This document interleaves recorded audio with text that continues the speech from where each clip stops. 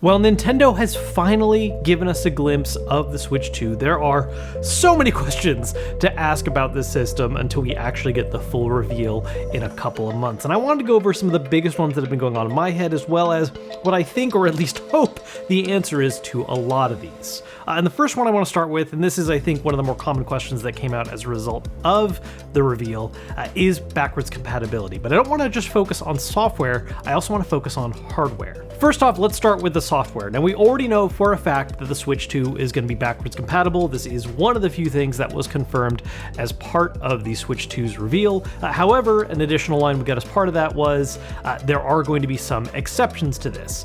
Now, that is a very vague, broad thing for now, and I think has had a few people a little worried about what that could mean in the grand scale, but honestly, it is more than likely going to be some very specific fringe cases that come down to a couple key differences between this system and the original Switch. The first thing being just general size and shape of it. I know that doesn't make a whole lot of sense when I just first say that, in the sense of, oh, well, the system's bigger, so some games aren't going to work the same.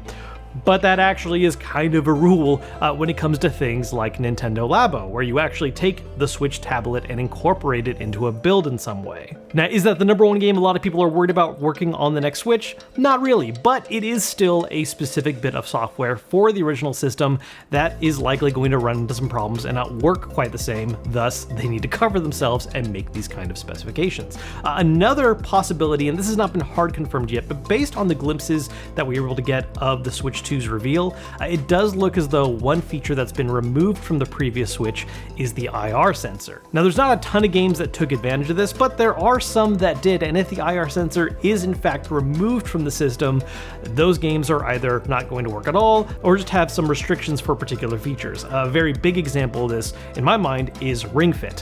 While Ring Fit relies on Joy-Cons for doing all of the motion controls and all that good stuff that works perfectly fine, one very specific function it has is using the IR sensor as a method of measuring your heartbeat, which, if there is no sensor, you can't do that anymore, and that loses an entire, pretty core part of actually the game itself. All the things like motion controls and such for exercises would work, but actually measuring your progress and what your heart rate's at after every stage would not work if the IR sensor isn't present. Now, while we do have an idea of what's going on for software back compat, we haven't heard anything in regards to hardware yet, which there are actually some important questions when it comes to both third and first party accessories. On the third party side of things, look, one of the immediate things to be aware of is the system's a different shape. It's very similar in general, but it's definitely larger in size, and it's going to immediately impact a number of different accessories, whether that is a comfort grip that attaches around the body of the system, or a particularly snug carrying case. And the even bigger one really though is Joy-Cons. And this actually goes to the first party, which we'll talk a little bit too, but because the design of the Joy-Cons for the next Switch look to be different,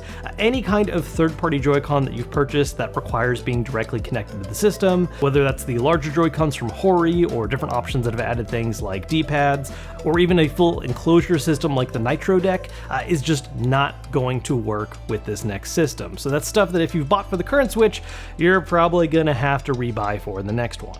Now, on the subject of controllers is actually where we get to a very important question when it comes to the first-party options, namely the Pro Controller and the Joy-Cons. First off, whether or not these are even officially supported by the Switch 2. Now, the gut reaction would be yes, and I think that's very likely. I would be very surprised to see that not being supported, but there have been situations in the past where this is the case. I think a good example of this would be what Sony did with the PlayStation 5, where it does support the DualShock 4 from the PS4, but only if you're playing PS4 versions of games, and the moment you try playing an actual brand new PS5 game, it doesn't let you use it. That's not necessarily a route that Nintendo would go for this system, but it is a possibility, especially when it comes to the fact that there is actually an update and change on this new system with the addition of that mysterious C button. We don't know what this new button on the right Joy-Con does, but if it is something that is somehow very central and integral to a gimmick of the Switch 2, if that's a button that's missing on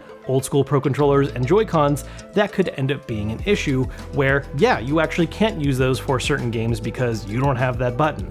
I don't think that's going to be the case. I honestly think the C button is going to be something that isn't like a core part of how games are played, but is instead an auxiliary OS level type thing, whether that has to do with maybe social functions of the system, similar to how the capture button gives you an easy way to screen cap.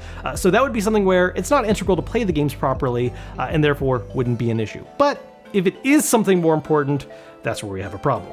Now with Joy-Cons, you run into an additional problem, which is how exactly do they connect to the system? Because those new ones rely on a magnetic connection that we saw teased in that reveal video, as opposed to the slide-on mechanic of the original Switch. And the answer is, they probably don't, like at all. I would be very surprised if the current Joy-Cons are going to be able to connect directly to the Switch. Maybe if they release some kind of adapter that would allow you to do that, but in terms of just going directly on the system, I don't think it's going to be an option, which is not immediately a huge deal because obviously the system comes with Joy-Cons, and as I've said, hopefully you're allowed to at least directly connect wirelessly with them.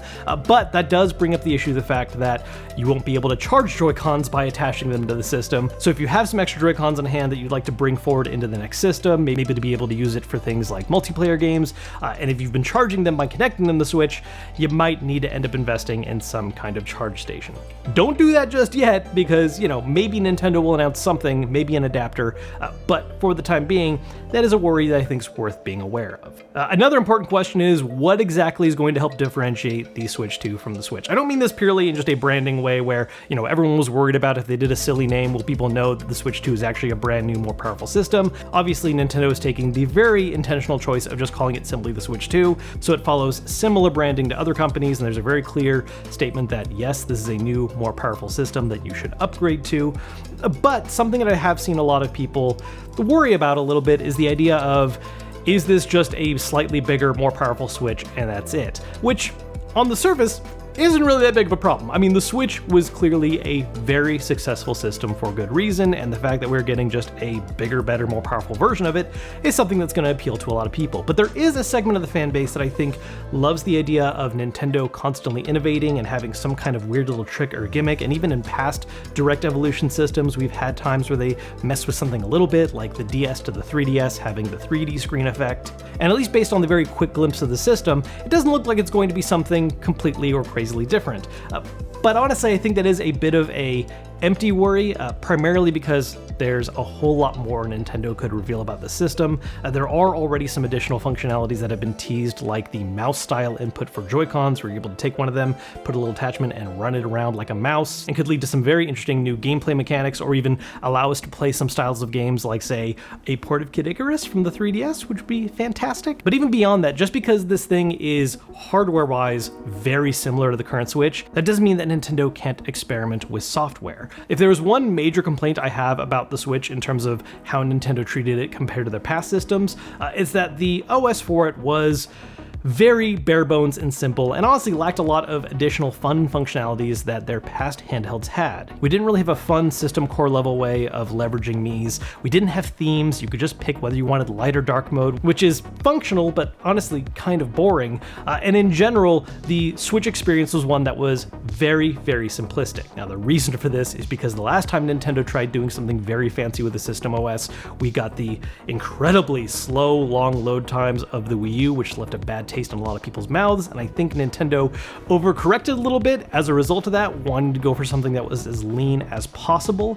But I would hope that with this next system, that is an area where they can try to really differentiate from the past one. Not just with things as simple as adding more themes and customization, but also incorporating more of those really kind of fun app-level type experiences that we've gotten on systems like the Wii U or the 3DS that just was not present on the Switch at all. My slightly more out there hope and dream that I've talked about a little bit leading into what the system could be is I would love if there was some kind of functionality to allow for a dual screen setup, whether that's having something on the screen of the system and something on your TV simultaneously, maybe using a different dedicated accessory, just so the system could unlock that possibility for things like DS games coming to Nintendo Switch Online, or even Wii U titles. I mean, if we had the option to use a Switch and multiple Joy-Cons to recreate the experience of the Wii U gamepad running Nintendo Land, that would be incredible. I don't think this one is particularly more likely. I know I've seen plenty of people do their own mock-ups and dreams of the system doing that, but I'm gonna keep that one currently in the corner of hopes and dreams and not an assumption for the system itself. My main point is that yes, the Switch 2 looks like it's going to be a very safe and direct upgrade from the original, but there is so much we have yet to see about it that I really think any kind of worry in terms of Nintendo not being their usual quirky, innovative selves is honestly not one worth entertaining right now, because there's all kinds of stuff we could find out in that full reveal in April. Now, another huge question is launch library for the system. And I don't want to spend a ton of time talking about this because I've already done a full video about it, and my opinions haven't really changed since that video, so I'll have that linked at the end of this one, down below in the comments as well, so check that video out if you want to see some more in-depth thoughts on it. Really, the only big change from that video is the fact that we now know for a fact that we're going to be getting a new Mario Kart game for the system. I mean, that was already one of the most heavily rumored things about it. It seemed like a pretty safe bet, and Nintendo pretty much confirmed it right away. We don't have the title for it yet, but we just saw the tiniest bit of gameplay as a part of the reveal. Just to quickly touch on a couple, I think, general concepts with this, I do think we're going to get some other kind of first-party major title. A lot of people are hoping for a 3D Mario, which I do think is a possibility, but I don't necessarily see that as a launch day game, but maybe something that is within, you know, the first 6 months, definitely within the first year of the system. I think something Zelda is likely to happen this year, but probably not a mainline or even a side title. Something that's along the lines of a remaster or port would make a lot more sense. Clearly, we've been waiting a while for things like Wind Waker and Twilight Princess. And then in the third-party sphere, there are tons of titles that just would never have ran on the original Switch that this next system is likely going to be able to handle a lot better, both due to being more powerful and, at least based on rumors and leaks, is also going to be leveraging DLSS. I mean, it would just make sense at this point in time. So there's a ton of stuff that has come out over the last, 6-7 years that the regular Switch couldn't run that now will probably make their way to the Switch too, including Xbox first-party stuff, which, as we've seen, has already been going multi-platform to PlayStation and PC. Probably going to see some of those pop up on the Switch too very quickly as well. Now, while we did see the overall physical design and system, there are a lot of questions still about how the actual hardware itself runs. We saw that it has a bigger display, but we don't know for a fact whether it is LCD or OLED. A lot of people are hoping OLED, but a whole lot of early leaks and rumors and, also wanting to keep the price down suggest that it's probably going to end up being LCD at launch. OLED is maybe something we'll see in a model revision down the line, but I would say it's a pretty safe bet to assume LCD for now. We also don't know the internal storage on it, which I'm sure is not going to be as high as we see in a lot of home consoles like the Xbox or PS5, but I would hope is sufficiently more than the current Switch, where you get 20 gigs, which is just not enough anymore at all with how large some games get, or even just DLC alone. There needs to be more space built into this thing right away, even for people that are primarily physical. And of course, one other important feature about this, what the battery life of the system is going to be. The Switch has had a couple different battery life ranges depending on which specific model you picked up. It varied between the original first run models, which were not great, but then it got a nice little bump up with the Redbox Switches. Switch Lite ended up going down a little bit because of the fact that it did have a smaller battery, being a smaller system. And then the OLED was pretty comparable to what we saw in the regular models. A lot has changed since the last major revision to the Switch in terms of power efficiency. Ultimately, it's going to depend on just what they end up fitting inside the system and how that impacts how much total runtime we're going to get off of it. I hope it ends up at least being similar to what we have in the current ones, but more would always be better. Now, last but not least, there's of course the big question of how much is this system going to cost and when is it going to release? Release date, honestly, in my mind, is fairly up in the air. I would say Q2 of this year makes a lot of sense. They reveal it in early April and then drop it sometime in May or as late as June. I don't see it being further out than that. I really think June is the latest we could expect to see this system released. Hopefully, though, May or even late April could end up happening, which would be fantastic. As for price, some of this comes down to some things we just don't know about the system yet, but I would guess that we're going to see something that is more expensive than the current line of Switches, including the OLED model, and probably see a new resting price point at somewhere around $400. I could see it going as high as $450.